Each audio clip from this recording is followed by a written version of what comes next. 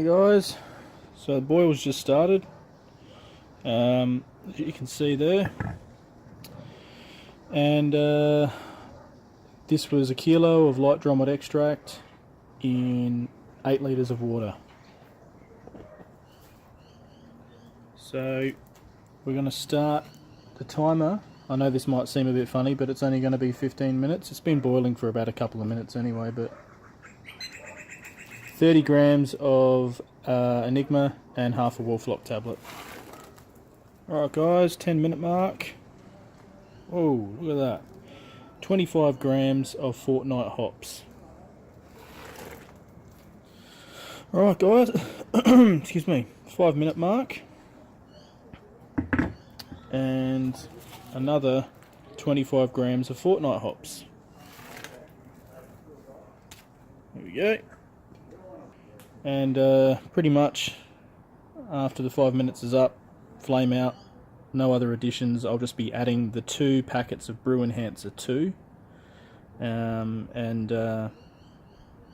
then I'll be adding the Cooper's Dark Ale and the Cooper's Lager kits, and then I'll be popping it in the fermenter. And this time I'm going to be using 1.5 of my jars of yeast, just in case. I've actually got a feeling that 1 jar, honestly, I really feel like 1 jar should be enough, and I don't think it'll be under pitching or over pitching. But because it's my first batch with 40 litres, I think I just want to err on the side of caution. Hey guys, well here we go. My 40 litre fermenter. Well, actually it's a 60 litre fermenter, but it's a 40 litre batch. My first one. Cheers. Thank you to a good mate of mine. I will just call him Mr. Distill, who lent this to me, and he also went through the effort of purchasing a seal for this, which was very hard to find. This is an Atlas fermenter. They originally made in Sydney. I think they still are. I'm not sure if they still manufacture them, but yeah, so he went through the effort of doing that, and he's a really good brewer. He's won a few awards and stuff like that. So anyway, he kindly donated this to me to lend. And I also want to say thank you to Vic, Phil and Taz from the 17 Brew Crew, who have been encouraging me to do a double batch, which will help my pipeline considerably, and I may be able to do some more bottling, which is really nice. And then on day 7, I think, of primary fermentation, I'm going to be adding in 28 grams of Fortnite hops in my rat trap to dry hop it. So that'll be really nice. Hopefully it'll be a nice flavoursome beer. Be a nice English IPA, about 60 IBUs and about 6.1 or maybe even 6.2 in the keg. G'day guys, CZ here. Well, I guess it's now officially the tasting of my 20 times 2 IPA, or 20 times 2 British IPA, or English IPA, Bipper, whatever you want to call it. It's turned out really good. It was my very first, as you guys would already be aware, my very first double batch, 40 litre. First 40 litre experiment. It hasn't even been in the keg that long, and check this out. I'm not sure if you're going to be able to pick that up. I hope you can. Oh man, what's happened to the light? There we go. So you should be able to see the it's quite clear. Man, hope you can see that. Yeah. Got to get some better lighting in the shed. Look at that.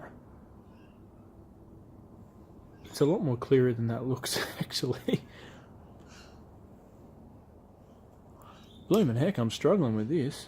I've just finished a 10-hour night shift, so anyway, it's very clear. Very clear. Anyway, that's not the be-all and end-all. Let's give it a nose. Tropical fruits. The Fortnite hops, definitely great.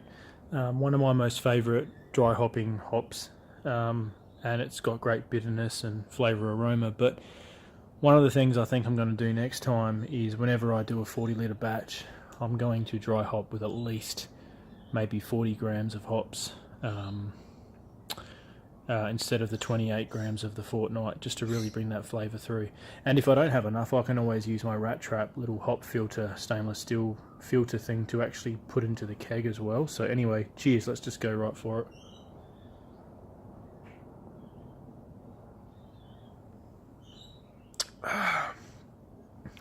Wow, you're picking up on the tropical fruits as well. It's not that funny sort of off tropical fruit flavour that you get from infected beers or anything like that, or overheating. It's winter here, so it's pretty sort of consistent temperatures, very consistent for this brew. I think it was constantly at about between 18 and 19 degrees the whole 2 weeks. It's 6.1% ABV. Doesn't taste like it at all. Very easy going. There is definitely a bitterness there at 60 IBUs bitterness, but it's really smoothed out since my initial tasting.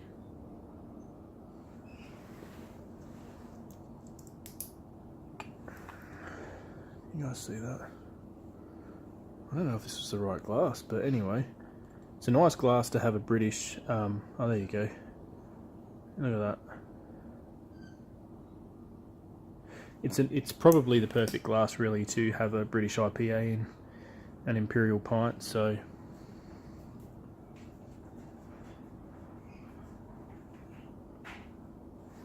that was a very, very easy recipe to make. Very, very happy with it. There's really not a lot I can say. There's nothing too special about this tasting. It's just it's special to me because it was my first 60-litre brew. Oh, sorry. First time using the 60-litre fermenter, 40-litre batch. It's great. So, not very extravagant name here, just 20 times 2 IPA. That goes without saying. It's, 20 batches times 2.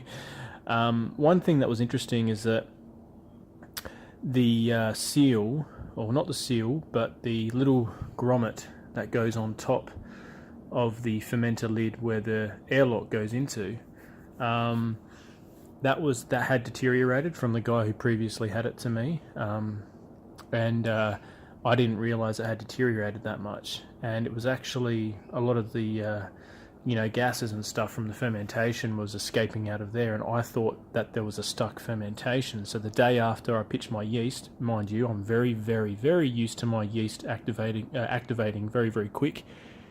This was the 24th time I've used my USO5 reused drub/yeast. So I was a little bit concerned with that, so I ended up putting another jar in. And to be honest, I didn't need to do that at all, because when I changed the grommet to a new grommet underneath the airlock, it was like blah, blah, blah, blah, blah, blah, blah, blah, straight away. So it was totally fine. But even saying that, the yeast trub wasn't as thick. It was about that thick at the bottom of the fermenter. So that's still good. Still good. So I'm confident that one of those jars that I have, just one jar about that big, should be able to ferment 40 litres without risk of underpitching or overpitching. So I'm going to try that on my next 40 litre and I'll let you know how I go. But it was a really healthy fermentation. The Krausen was thick as. Very healthy fermentation. Very happy with my USO5 yeast, which is getting close to 30 times I've reused it. I'm very, very happy with that experiment. This is a fantastic beer. Very, very easy drinking beer. And I have had a British IPA before. Wasn't overly fond of it. It was a genuine import, and it was brought over from the UK, and I've tried that, and I'm not going to name the name, but it was alright. Wasn't what I thought, but then I wondered whether or not IPAs over there are quite different. But anyway, the style guidelines that I followed in the spreadsheet that I used to make my brews, this came up almost 100% a British IPA, so I'm happy to call it that, but I've just affectionately called it my 20 times 2 IPA. It's really good. Some nice bitterness, nice flavour. The malt backbone's really interesting because if you remember in the video, I used a Cooper's Dark Ale and a Cooper's Draft with 2 Brew Enhancer 2s and a kilo of light dry malt extract. So it's got the ABV. It's nice, but the fruitiness is really, really good, and it balances well with this malt backbone. The malt backbone has a couple of layers because it's smooth. It's kind of crisp in a way, like the draft, but then you get these little hints of roastiness from the dark ale kit, which is actually really quite pleasant. It's a nice little journey. It doesn't feel just like an ad hoc beer and you don't know what you're expecting.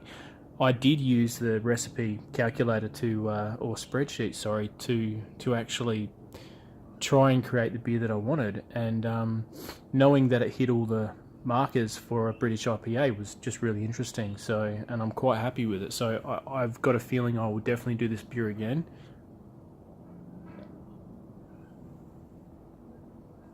And I'll do it again, but I'll probably dry hop it with more Fortnite. But really, the recipe that I've used, guys, is very straightforward. You could use it as a base for anything. You know, keep the Brew Enhancer 2s, keep the kilo of light dry malt extract, and then just use any 2 kits that you want. I mean, heck, you could do 2 Cooper's Lager kits. You could do a draft and a lager. You could do a pale ale. You could do two pale ales. You could do a double pale ale, or getting close to an imperial pale ale. You can do whatever you want, but I think the recipe that I have used for my first double litre batch is a really nice blueprint for me to follow through, and then I can just mix up the kits. You know, if there's ever pale ale on special anytime soon, I can just get 2 pale ale kits or a pale ale and a draft. You know, draft's always less expensive than a Cooper's pale ale. Anyway, I'm just finished a really long shift and thought I'd get this video out, and I'm rambling. So anyway, guys, it's a really good beer. Hope you enjoyed the video. Nothing too special. I'm really looking forward to doing these double batches. Just want to say thank you for my mate. I won't use his name online on YouTube, but my mate who I work with, who lent me the 60 litre fermenter. Thank you very, very, very much. And I also want to say thank you to Taz, Phil and Vic from the 17 Brew Crew for egging me on, I suppose. Not egging me on, but encouraging me, I should say, to do double batches. It's so cost effective. I mean, gosh, it was taking me 2 weeks to brew a 20 litre batch, and then I was only able to fill 1 keg. And 1 keg can go fairly quick, you know, even if you're only having a couple of beers a night, but then you might have one night where you're on Skype with a couple of mates having a few beers, and it can go through fairly quick. So with the benefit of waiting 2 weeks, but having, you know, doing 40 litres instead of 20, I get 2 kegs filled, and that's really cost effective for me. And really not that much more expensive. I mean, you can get away with the original series of Cooper's kits and actually save quite a bit. Here in South Australia, often at times the Cooper's products are on special because they're a South Australian product, and people take advantage of that and try and promote South Australian products over other products, so they'll put them on special. Anyway, I'm rambling again. Cheers, guys. It's a great beer.